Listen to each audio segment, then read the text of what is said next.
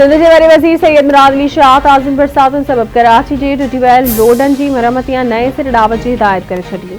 KMC ऐं towns के मकानी खाते की निगरानी में स्कीमूं तैयार करण जो हुक्म वॾे वज़ीर की सदारत हेठि कराची शहर की अंदरूनी रोडनि की अदावत बाबति इजलास वॾे वज़ीर मेयर ऐं मकानी खाते के हिदायत कई आहे त शहर के समूरनि रोडनि की मरम्मत या नए सिरे तामीर कई वञे। रोडनि सां गॾु पाणी जे निकाल जो निज़ाम भी जोड़ियो वञे। नेकाल जो निज़ाम हूंदो त बरसातुनि जो पानी निकिरी वेंदो ऐं रोड ख़राब न थींदा। मेयर आगाही ॾिनी त KMC जे टुटल रोडनि जी सर्वे कयो पियो वञे। मकानी खाते के वज़ीर सईद गनी ॿुधायो त टाउन्स के पंहिंजे रोडनि जी सर्वे करण जी हिदायत कई आहे। सर्वे तेज़ी सां जारी आहे। जीअं ई सर्वे मुकमल थींदो स्कीमूं ठाहे वॾे वज़ीर खां मंज़ूरी वरिती वेंदी। PP चेयरमैन बिलावल भुट्टो ज़रदारी कणक बाबति जंहिं पॉलिसी जो ऐलान कयो उहा पूरे पाकिस्तान लाइ रिलीफ साबित थींदी। पॉलिसी सां सॼे मुल्क जे हारियुनि आबादगारनि मज़दूर माण्हुनि खे फ़ाइदो थींदो। सिंध हुकूमत उन पॉलिसी ते अमल करे रही आहे। बिलावल भुट्टो ज़रदारी जी पॉलिसी जो मक़सद हारियुनि खे मज़बूत करणु आहे। हारियुनि खे मज़बूत करणु आहे। हारियुनि खे सहूलियत फ़राहम करणु वक़्त जी ज़रूरत आहे। सिंध जे सीनियर वज़ीर शर्जील इनाम मेमर जी प्रेस कॉन्फ्रेंस में चवणु आहे त सिंध हुकूमत जी सब्सिडी ॾियण ते तनक़ीद कई वई। पीपुल्स पार्टी हमेशह हारियुनि खे ख़ुशहाल बणाइण लाइ क़दम खयां। हारियुनि खे फ़ाइदो न थींदो त उहे फसल न पोखे सघंदा। फसल जी पैदावार घटि थींदी त कणिक ॿाहिरां घुराइणी करणी पवंदी। कणिक ॿाहिरां घुराइण सां क़ीमती नाणो ज़ाया थींदो। PP चेयरमैन बिलावल भुट्टो ज़रदारी की सदारत हेठि पीपुल्स लॉयर फोरम जो बिलावल हाउस में इजलास।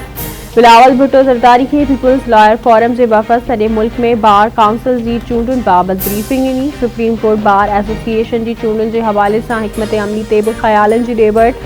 चूंडुनि के हवाले से सॼे मुल्क में वकीलन से राब्ता रखिया वञनि। जी आला उम्मीदवारनि की कामयाबी लाइ भरपूर चूंड मुहिम हलाइनि। बिलावल भुट्टो ज़रदारी जी हिदायत। ज़ौब में बलूचिस्तान के गवर्नर जाफर मंदूखेर की रिहाइशगाह में मुकर्रर पुलिस एहलकार की फायरिंग में 5 ॼणा ज़ख्मी। पुलिस मूजिब गवर्नर की रिहाइशगाह ॿाहिरां मुकर्रर पुलिस एहलकार का गलती से गोली हली वही। गवर्नर से मुलाकात लाइ आयल 3 शागिर्द ऐं 2 पुलिस एहलकार ज़ख्मी थिया। ज़ख्मी शागिर्दनि जो ताल्लुक़ गवर्नमेंट बॉयज़ डिग्री कॉलेज से आहे। ज़ख्मियुनि खे ज़ोब सिविल अस्पताल मुंतकिल किया वियो। एहलकार के हिरासत में वठी वाक़िए की जांच शुरू कई वई। DGISPR लेफ्टिनेंट जनरल अहमद शरीफ चौधरी जो पंजाब यूनिवर्सिटी लाहौर जो दौरो। DGISPR जी शागिर्दनि ऐं शागिर्दियाणनि सां ख़ुसूसी बेहक़ी ऐं सवालनि जा जवाब ॾिना। शागिर्दनि मादरे वतन जे दिफ़ा में पाक फ़ौज सां कुल्हो कुल्हे में मिलाए बीठल हुजण जो भरपूर अज़्म कयो। शागिर्दनि ऐं फैकल्टी मेंबरनि भारत के शिकस्त ॾियण ते पाक फ़ौज लाइ ख़िराज तहसीन पेश कयो। शागिर्दनि मूजिब DGISPR सां ॻाल्हियुनि में डिसइंफॉर्मेशन ऐं फेक न्यूज़ के हवाले से आगाही मिली।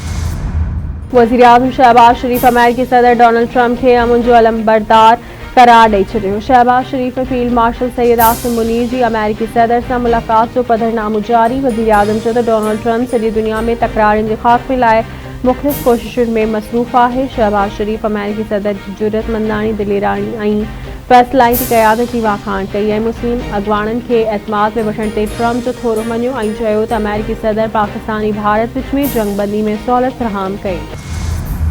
वज़ीर आज़म शहबाज शरीफ अॼु शाम गॾियल क़ौमुनि जी जनरल असम्बली खे ख़िताब कंदो। शहबाज शरीफ अमेरिकी सदर ट्रंप सां वाशिंगटन में मुलाकात बाद न्यूयॉर्क पहुतो। वज़ीर आज़म जनरल असम्बली के ख़िताब में कश्मीर ऐं फ़लस्तीन के मसइलनि ते ॻाल्हाईंदो।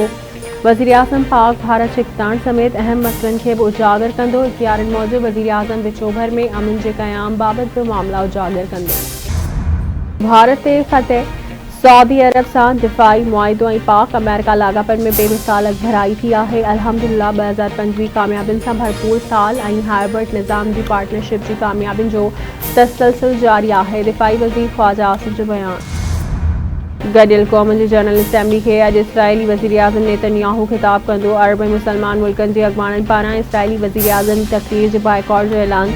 रिपोर्ट मूजिब नेतन्याहू की तक़रीर दौरान मुस्लिम मुल्कनि जा अॻवान असम्बली हॉल मां उथी हलिया वेंदा। चीन जो वज़ीर आज़म ली चियांग ऐं बांग्लादेश जो चीफ एडवाइज़र मोहम्मद यूनिस भी ख़िताब कंदा। PP अॻवान शाज़िया मरियम नवाज़ के बयाननि खे तंग नज़र ऐं फ़र्क़ पैदा कंदड़ करार ॾेई छॾियो आहे। सन चवणु आहे त पाकिस्तान खोखला बयान बर्दाश्त नथो करे सघे। पंजाब जी वज़ीर आला मरियम नवाज़ के फ़र्क़ रखंदड़ ॻाल्हियुनि दौरान अवाम की ख़िदमत ते ध्यानु ॾियणु घुरिजे। पीपी चेयरमैन बिलावल भुट्टो ज़रदारी हमेशा बोर मुतासिरनि जी मदद ते फोकस कंदो आहे। जेके माण्हू बोर मुतासिरनि लाइ रिलीफ घुरी रहिया आहिनि उहे सियासत न पिया कनि। माण्हुनि अञा बि पाणी में फाथल आहिनि ऐं मदद जा मुंतज़िर आहिनि। पीपी अवाम जी ख़िदमत ते यकीन रखे।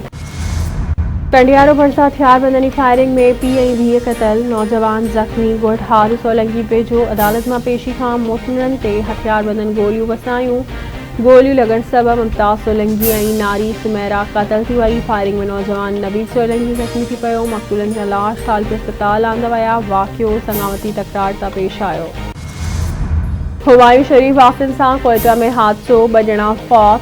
ॻोठ सैफुल चांडियो वासी नौजवान सिद्दीक़ ऐं राजन चांडियो ज़ियारत सां कोयटा वींदड़ वञी रहिया हुआ त ॿिनि बेनुनि में आमूर साम्हूं टक्कर थियो। हादसे में 2 नौजवान फौत थी विया। फौतनि जे घर में कोहराम मची वियो।